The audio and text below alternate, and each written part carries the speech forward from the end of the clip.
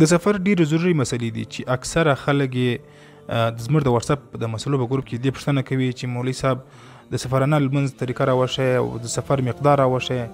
نو دا ویډیو ضرور در سره شیر کړي چې د عام مسلمانانو پورې ورورسیږي او هغو ته دا مسله معلومه سي.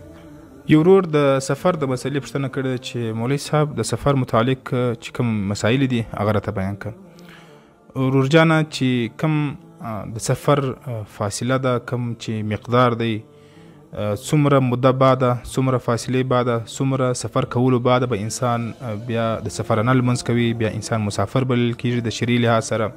نن به هغه درته وښیم چې کله یو انسان 48 میله سفر وکړي، 48 میله یا 78 کیلومتره سفر وکړي، 48 میله یا 78 کیلومتره سفر وکړي د خپل ښار د آبادۍ څخه ماسیوه. ستا سفر د ښار د آبادۍ بعد بیا شروع کېږي دغه. نو 78 کیلومتره چې تا سفر وکړي یا 48 میله چې تا سفر وکړي د دې بعد بیا ته مسافر یې. نو که چیرې ته په هغه ځای کې د 15 ورځو نیت وکړې یا د 15 ورځو څخه د زیات اوسېدلو نیت وکړې په هغه ځای کې چې کوم ځای ته تا سفر کړی دی، نو هلته به ته د اقامت والا لمونځ کوي، یعنې هلته ته مقیم یې، پوره لمونځ به کوي.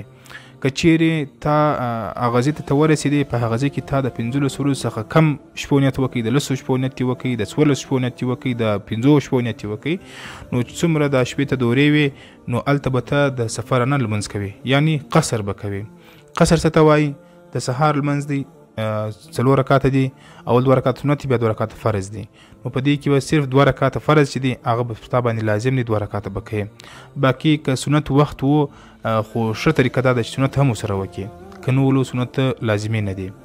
او بل د ماپښین 2 رکاته دي فرض، د 4 رکاتو پر ځای باندې 2 رکاته فرض دي د ماپښین ده.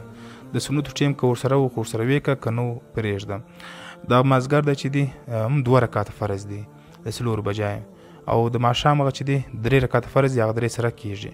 د ماخستن ده چې دی هغه 2 رکاته اول فرض دي، بیا 3 رکاته وتر واجب به هم لازمي ورسره کوي، او 2 رکاته سنتو ټیم کولو ورسره وې که نه ولو مې کول لازمي نه ده.